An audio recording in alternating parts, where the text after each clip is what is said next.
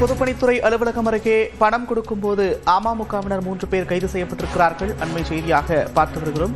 காரைக்குடியில் வாக்காளர்களுக்கு பணம் கொடுக்க அமமுகவை சேர்ந்தவர்கள் 3 பேர் கைது செய்யப்பட்டிருக்கிறார்கள். கூடுதல் விவரங்களோடு செய்தியாளர் முத்துராமலிங்கம் இணைகிறார். முத்துராமலிங்கம், விவரங்கள். காரைக்குடி சட்டமன்ற தொகுதியில் 4 முனை போட்டி பலமாக உள்ளது. அதாவது நாம் தமிழர் கட்சி ஒருங்கிணைப்பாளர் சீமான் மற்றும் காங்கிரஸ் கட்சியைச் சேர்ந்த மாங்குடி மற்றும் தமிழக வெற்றி கழகத்தைச் சேர்ந்த டாக்டர் பிரபு மற்றும் அம்மா மக்கள் முன்னேற்ற கழக வேட்பாளர் தேர்வுவை பாண்டி ஆகிய 4 பெற்றுள்ளனர். இவர்களுக்கிடையே கடும் போட்டி ஈடுபட்டு உள்ளது. இந்நிலையில காரைக்குடி பொதுப்பணித்துறை அலுவலகம் அருகே அதாவது வாக்காளர்களுக்கு பணம் கொடுப்பதாக காரைக்குடி வடக்கு காவல் நிலையத்திற்கு ரகசிய தகவல் உள்ளது.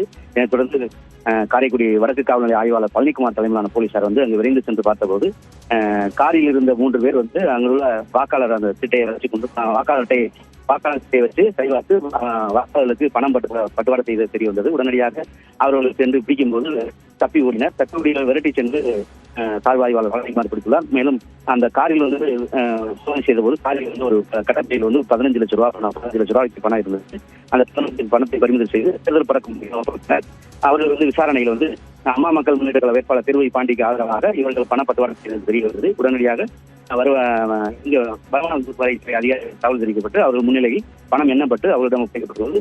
மேலும் இந்த 3 பேரையும் கைது செய்து அந்த சொகுசு காரை பறிமுதல் செய்து விசாரணை நடத்தி வருகின்றனர். நன்றி முத்துராமலிங்கம், விவரங்களுக்கு.